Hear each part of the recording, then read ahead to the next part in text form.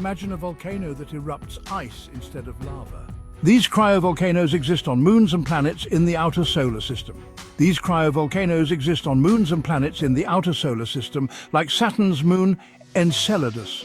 They spew water, ammonia or methane, which freezes instantly upon eruption. They spew water, ammonia or methane, which freezes instantly. Ice, ice, baby.